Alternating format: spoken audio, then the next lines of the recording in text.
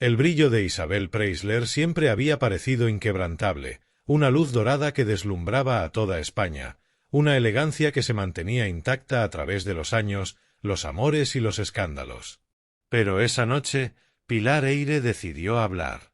Lo hizo sin temblores en la voz, sin miedo, con la serenidad de quien lleva demasiado tiempo callando y ha acumulado verdades que pesan más que el silencio.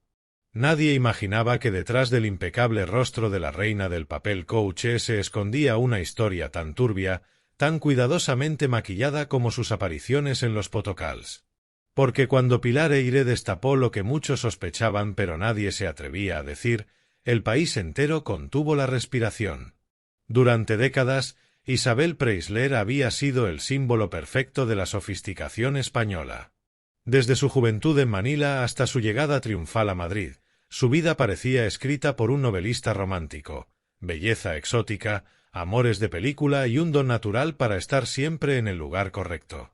Pero Pilar Eyre, con su pluma afilada y su memoria fotográfica, había ido tomando nota.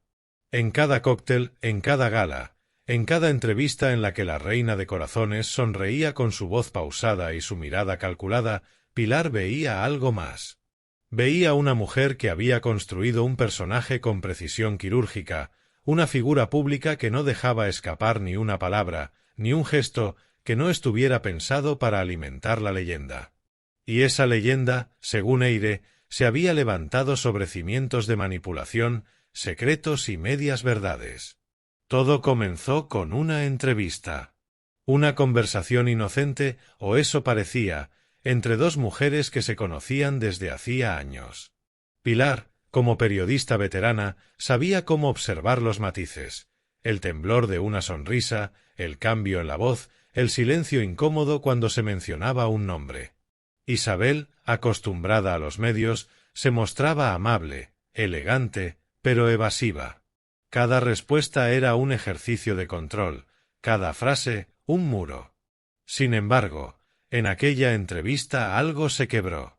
Isabel, quizás confiada, quizás cansada, dejó escapar una frase que resonó en la mente de Pilar: la gente cree que lo sabe todo de mí, pero nadie sabe nada. Fue entonces cuando la periodista comprendió que había algo más, un trasfondo que durante años había sido cuidadosamente ocultado bajo capas de glamour y perfección. Eyre comenzó a tirar del hilo. Lo que descubrió fue una historia de ambición desmedida, de alianzas estratégicas y de sacrificios personales escondidos bajo el perfume de la alta sociedad. Isabel, según reveló Pilar, no había sido simplemente una mujer afortunada que se cruzó con hombres poderosos, Julio Iglesias, Miguel Boyer, Mario Vargas Llosa. No.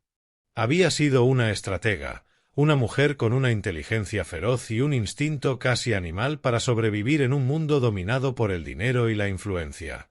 Pilar describió cómo, detrás de la sonrisa angelical de Isabel, se escondía una mente calculadora, capaz de prever cada movimiento con precisión política. La periodista relató cómo, en los años 70, Isabel supo transformar su condición de esposa del cantante más famoso de España en una oportunidad mediática sin precedentes. Cuando su matrimonio con Julio Iglesias comenzó a tambalearse, no fue solo un drama sentimental, fue una maniobra maestra. Pilar reveló conversaciones, documentos y testimonios que demostraban que Isabel ya estaba preparando su futuro antes de que la ruptura fuera pública.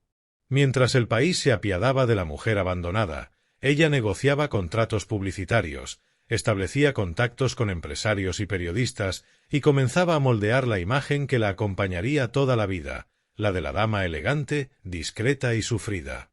Una figura perfecta para un país que adoraba los cuentos de hadas. Pero la periodista fue más allá. Según Eyre, Isabel no solo cuidó su imagen, también controló con mano de hierro las narrativas que se publicaban sobre ella. En los despachos de las revistas del corazón, su nombre era sinónimo de poder. Ningún reportaje, ninguna foto, ningún titular se publicaba sin pasar antes por el filtro de su equipo. Isabel tiene más poder que algunos ministros, llegó a confesar un antiguo director de revista a Pilar. Y era verdad, mientras otras celebridades se hundían ante el primer escándalo, ella salía ilesa, incluso reforzada. Eyre explicó cómo lo hacía, cultivando relaciones, comprando lealtades y, sobre todo, manejando con destreza la información. Ella sabe cosas de todos, dijo la periodista, y eso le garantiza que nadie hable demasiado de ella. Uno de los episodios más impactantes que Pilar relató fue el de su relación con Miguel Boyer. La historia, que en su momento se presentó como una historia de amor entre la Socialité y el ministro de Economía, tenía un trasfondo mucho más oscuro. Eyre afirmó que Isabel había jugado un papel decisivo en la caída en desgracia de Boyer dentro del ámbito político.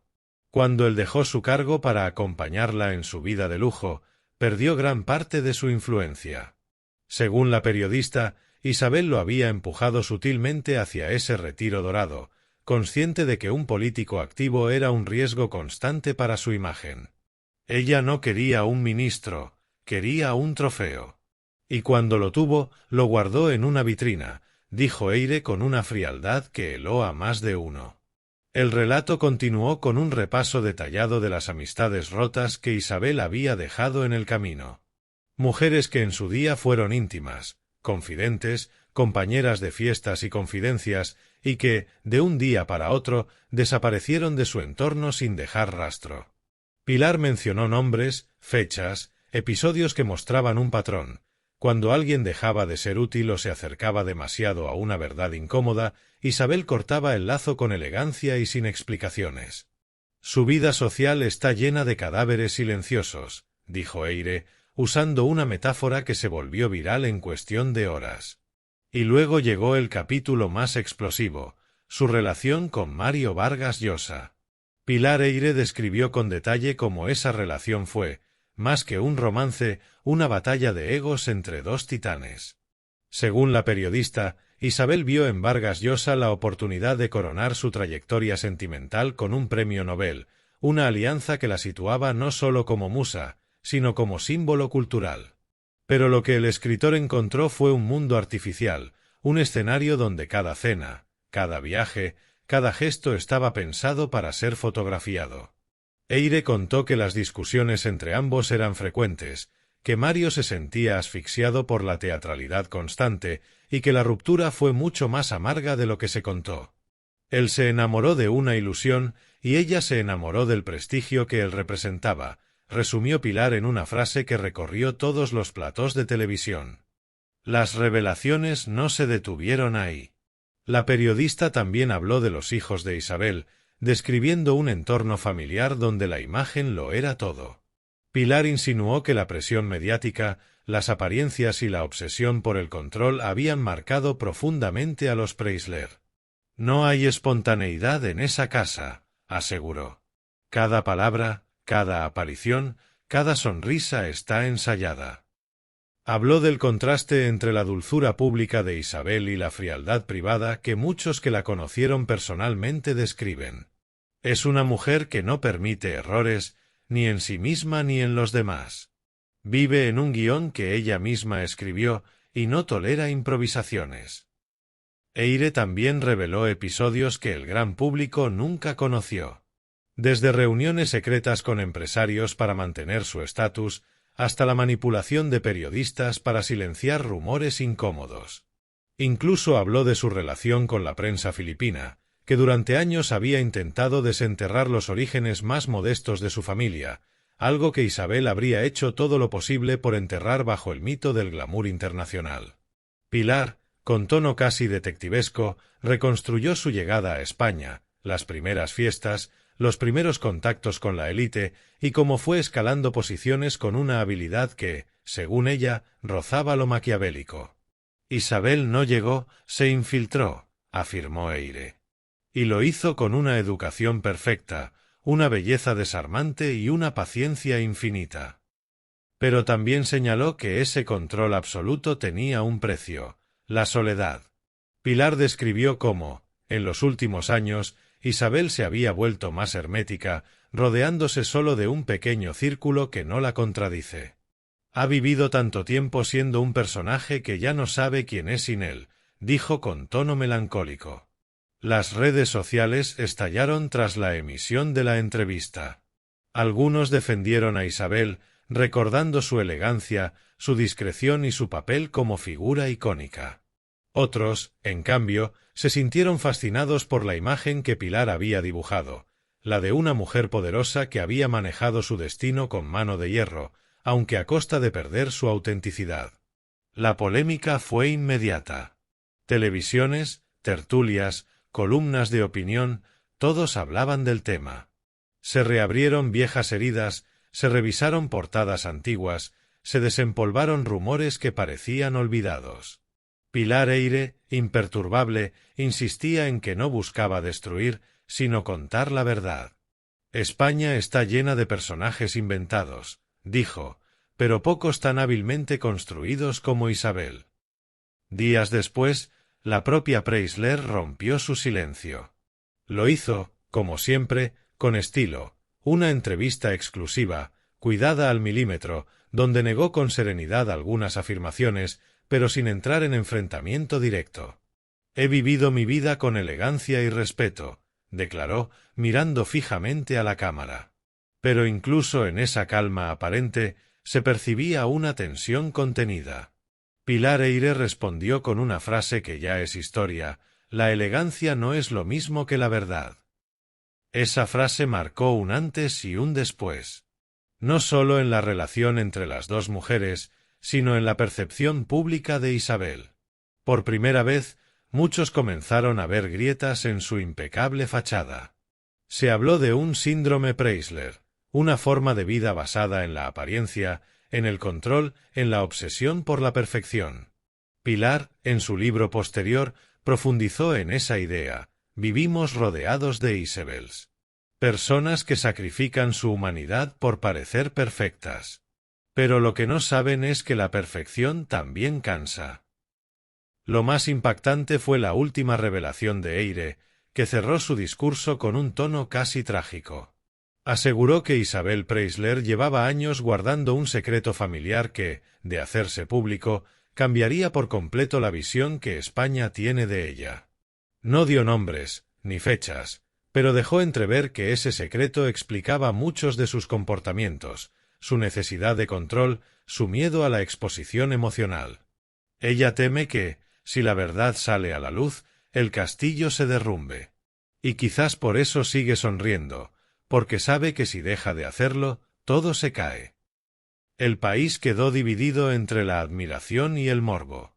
Las tertulias de televisión se llenaron de expertos en psicología, en comunicación, en protocolo, intentando descifrar si lo de Isabel era un acto de supervivencia o una farsa prolongada durante décadas. Pilar Eyre, por su parte, se mantuvo firme. No se retractó, no suavizó su mensaje. «No hablo desde el odio», aclaró. «Hablo desde la necesidad de entender cómo una sociedad entera puede enamorarse de una mentira bien contada». En las semanas siguientes, el eco de sus palabras siguió creciendo. Se publicaron reportajes sobre el método Preisler, se analizaron sus gestos, sus alianzas, incluso sus contratos publicitarios. Cada detalle de su vida fue reinterpretado bajo una nueva luz. Donde antes había discreción, ahora se veía cálculo. Donde antes había sofisticación, ahora se intuía frialdad. Y, sin embargo, muchos reconocían algo fascinante en esa figura. Porque, como dijo Pilar en una entrevista posterior, Isabel representa lo que todos, en el fondo, deseamos ser: admirados, deseados y, sobre todo, intocables. A medida que el tiempo pasó, el enfrentamiento entre Eyre y Preisler se convirtió en un símbolo, el choque entre la verdad periodística y el mito social. Pilar continuó escribiendo, indagando, revelando. Isabel siguió sonriendo, inmutable, apareciendo en sus eventos benéficos, en sus exclusivas cuidadas, como si nada hubiera pasado.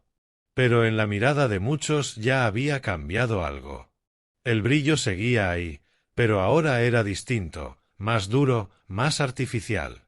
Y quizás eso era lo que Pilar quería mostrar desde el principio, que detrás de cada icono perfecto hay una historia imperfecta, llena de heridas, ambiciones y secretos. Que la verdadera tragedia de Isabel no era haber mentido, sino haber vivido tanto tiempo interpretando un papel que ya no puede abandonar. Porque, como dijo Eyre en una de sus últimas entrevistas sobre el tema, cuando conviertes tu vida en una vitrina, tarde o temprano te das cuenta de que la jaula de cristal también encierra. El silencio que siguió fue elocuente. Isabel Preisler no volvió a mencionar a Pilar Eyre. Tampoco la periodista necesitó hacerlo. Su mensaje ya había quedado grabado en la memoria colectiva. La elegancia puede ser una armadura, pero también una prisión. Y quizás, después de todo, eso era lo que más dolía reconocer. Con el paso de los meses, el eco de aquel escándalo no se apagó. Al contrario, se fue transformando en un rumor persistente que recorría los círculos más exclusivos de Madrid como una corriente eléctrica.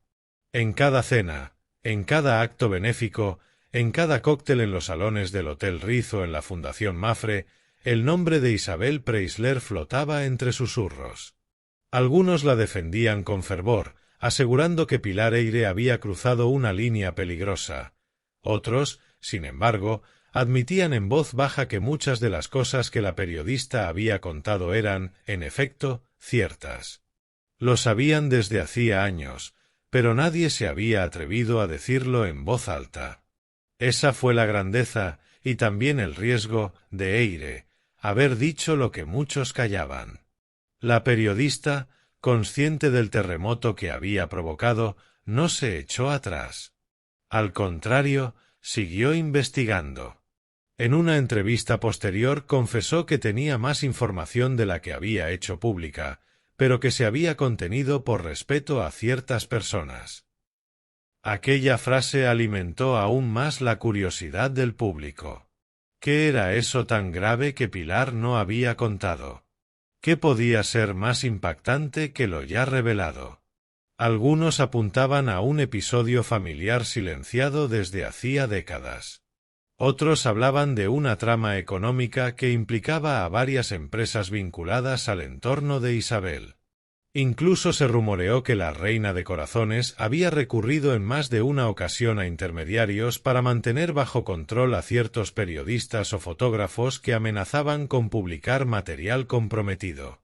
Pilar, sin confirmar ni desmentir, dejó entrever que la verdad completa era aún más sorprendente de lo que nadie imaginaba. Lo que la gente ha visto hasta ahora, dijo, es sólo la superficie. Detrás hay una historia que explica por qué Isabel no puede permitirse mostrarse vulnerable. El país, mientras tanto, asistía fascinado a este duelo entre dos mujeres tan distintas y al mismo tiempo tan parecidas. Porque si algo tenían en común Pilar Eyre e Isabel Preisler era su inteligencia, su dominio del lenguaje y su instinto para sobrevivir en un entorno despiadado. Pilar lo hacía con la pluma, Isabel con la sonrisa. Pero ambas sabían moverse entre tiburones sin mancharse las manos. En las tertulias televisivas, los analistas las comparaban con piezas de ajedrez en un tablero mediático, la periodista moviendo con precisión sus revelaciones, la socialité respondiendo con silencio, una estrategia más eficaz que cualquier desmentido. Sin embargo, el golpe mediático había dejado huella.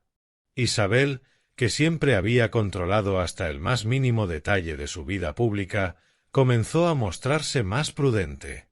Redujo sus apariciones, limitó las entrevistas y, según fuentes cercanas, impuso nuevas reglas de confidencialidad en su entorno. Ahora no se fía de nadie, comentó un antiguo colaborador suyo. Ha cerrado filas. Si antes era difícil acceder a ella, ahora es prácticamente imposible. Su círculo íntimo, reducido a sus hijos y un par de amigas de confianza, evitaba cualquier tema relacionado con Pilar Eyre. Las menciones a la periodista estaban prohibidas en su casa. Mientras tanto, Eyre continuó con su trabajo. Publicó un nuevo libro donde, sin nombrar directamente a Isabel, trazó el retrato psicológico de una mujer que había hecho de la perfección un escudo contra el miedo. La belleza, cuando se usa como arma, se convierte en una maldición, escribió. Los lectores entendieron perfectamente a quién se refería. El libro fue un éxito de ventas, y aunque los abogados de la familia Preisler estudiaron tomar medidas, finalmente optaron por no hacerlo. Una demanda sería darle más publicidad, aconsejó uno de sus asesores. Isabel asintió en silencio, pero no olvidó. Con el tiempo, comenzaron a surgir nuevos testimonios. Antiguas empleadas del servicio doméstico, maquilladores, asistentes y personas que habían trabajado en su casa durante años empezaron a hablar. Algunas entrevistas aparecieron en medios internacionales, otras en revistas de investigación. Todas coincidían en un detalle: el ambiente en la casa de Isabel era asfixiante. Nada podía estar fuera de lugar, relató una de las exasistentas. Todo tenía que ser perfecto, desde el brillo del suelo hasta la forma en que se colocaban las flores. Si algo fallaba, se notaba enseguida. Era como vivir en un museo. Otros empleados recordaban a una mujer extremadamente reservada, amable en el trato superficial, pero distante. Nunca levantaba la voz, pero su mirada lo decía todo. Bastaba un gesto para que todo el mundo entendiera que algo no estaba bien. Pilar Eyre recogió esos testimonios y los analizó con su estilo habitual, combinando rigor y dramatismo. Isabel no grita, escribió, porque el poder verdadero no necesita hacerlo. Lo ejerce con un silencio que impone más respeto que cualquier palabra. El público, que durante años había idealizado a la Preisler, comenzó a verla con otros ojos. Ya no era sólo la musa del glamour, sino también la encarnación de una época en la que las apariencias valían más que la verdad. Los programas de televisión dedicaron horas a analizar la transformación del mito, desde la joven filipina que conquistó a Julio Iglesias hasta la dama madura que parecía inmortal. Pero detrás de esa narrativa de éxito, las palabras de Eyre seguían resonando: nada es tan perfecto como parece. Incluso algunos de los hijos de Isabel comenzaron a mostrarse incómodos con la situación. Tamara Falcó, siempre defensora de su madre, intentó mediar en el conflicto con declaraciones públicas llenas de ternura y diplomacia. Mi madre ha sido siempre un ejemplo de clase y no necesita defenderse de nadie, dijo en una entrevista. Pero el daño ya estaba hecho. Cada frase suya era diseccionada por los medios, cada gesto analizado como si escondiera una verdad oculta. Las cámaras seguían cada movimiento de la familia, buscando cualquier indicio de fisura interna. A medida que el tiempo avanzaba, la batalla se trasladó a un terreno más simbólico. Pilar Eyre, con su estilo sereno, empezó a ser vista como la voz de la transparencia, la periodista que se atrevía a cuestionar los mitos de la sociedad española. Isabel, por su parte, se convirtió en la encarnación de la elegancia intocable, la mujer que, incluso atacada, jamás perdía la compostura. El contraste entre ambas era irresistible para los medios, la periodista rebelde contra la reina del glamour. Era una historia que tenía todos los ingredientes de una tragedia moderna. Un día, sin embargo, ocurrió algo inesperado. Pilar fue invitada a un evento literario en Madrid, y entre los asistentes, para sorpresa de todos, estaba Isabel Preisler. Nadie sabía si fue coincidencia o provocación, pero el encuentro se convirtió en un momento histórico. Las cámaras captaron el instante en que sus miradas se cruzaron. Isabel sonrió como si nada hubiera pasado. Pilar la observó con calma, sin bajar la vista. Fue solo unos segundos, pero el aire se volvió denso. Los fotógrafos inmortalizaron la escena, y al día siguiente todos los periódicos la publicaron en portada. El duelo silencioso, tituló uno. Dos reinas frente a frente, escribió otro. Pilar, al ser preguntada por aquel momento, respondió con una frase que volvió a hacerse viral. Solo las mujeres fuertes pueden mirarse a los ojos después de decirse la verdad. Isabel, por su parte, guardó silencio. Pero quienes estaban cerca de ella aquella noche contaron que, al volver a casa, se mostró más seria de lo habitual. No soporta perder el control, comentó un amigo cercano. Y que Pilar haya logrado ponerla en una posición incómoda, aunque sea por unos segundos, la ha descolocado. Pasaron los años y el mito de Isabel siguió vivo, aunque algo había cambiado para siempre. Las nuevas generaciones la veían con una mezcla de admiración y curiosidad.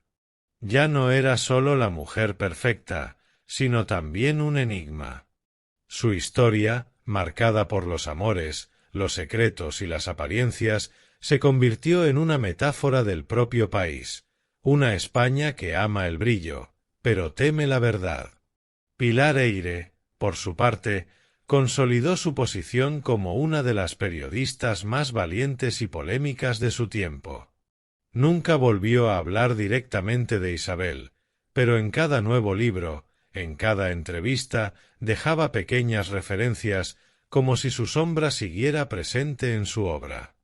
Y así, entre el mito y la realidad, entre la pluma y el silencio, quedó escrita una de las historias más fascinantes del corazón español. Isabel Preisler continuó sonriendo ante las cámaras, impecable, impenetrable, como si el tiempo no pasara por ella. Pero, desde aquel día, cada vez que lo hacía, muchos se preguntaban qué había detrás de esa sonrisa. ¿Era una muestra de serenidad o una máscara cuidadosamente sostenida? Tal vez Pilar Eyre tenía razón. Detrás del perfume y el glamour, lo que España había estado admirando durante décadas no era una mujer, sino una ilusión perfectamente construida.